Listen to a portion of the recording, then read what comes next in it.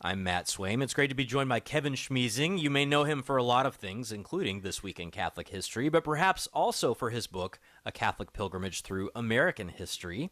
Kevin, good morning. Good morning, Matt.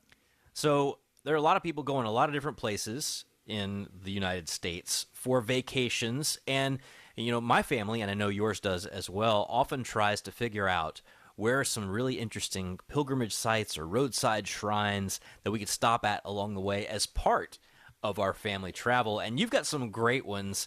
Let's talk about my home state, the land of my birth, Kentucky, which a lot of people might say, Kentucky? Why is Kentucky on a vacation list? But it turns out there's all kinds of stuff to see in Kentucky, from the horse country of Lexington, where I grew up, to places like Mammoth Cave, to the mountains, to Natural Bridge. There's plenty to see in Kentucky, let me tell you. But talk about the Catholic site that you might want to make sure is part of your list if you're headed to Kentucky.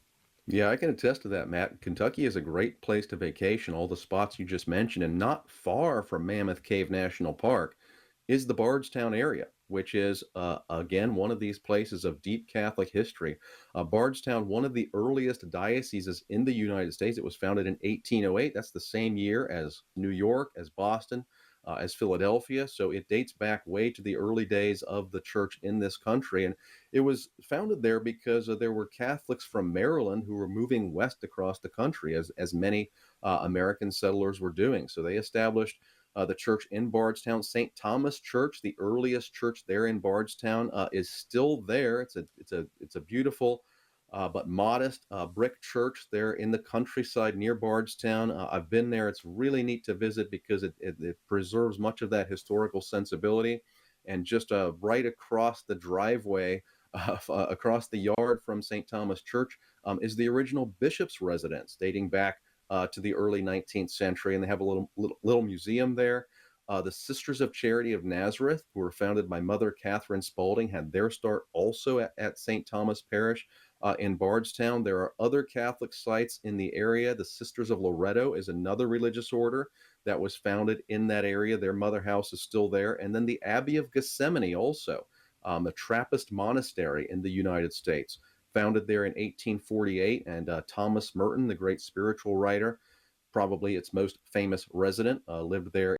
So lots of Catholic history in the Bardstown area. And while you're at it, if you're interested, what Bardstown is best known for is its bourbon. So it has bourbon tours. You can visit some of the bourbon distilleries in the area as well, and then get your Catholic history fix at the same time. Yeah, I mean, it's not a bad day to go and do some touring of facilities, then hit the monks for, evening prayer, right? And then go over to the monastic gift shop and buy some butter walnut fudge. And it's a pretty good use of a day, if you ask me. Yeah, I was going to say evening prayer and then some cheese or fruitcake or something. You're definitely going to be in the mix of some great monastic products if you head over to that store. I've bought so much stuff from there over the years. And plus, it's just a beautiful, peaceful place to just pray and walk around and God's creation. I love the Abbey of Gethsemani.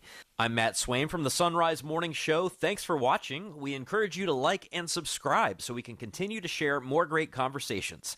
And be sure to visit us at sunrisemorningshow.com.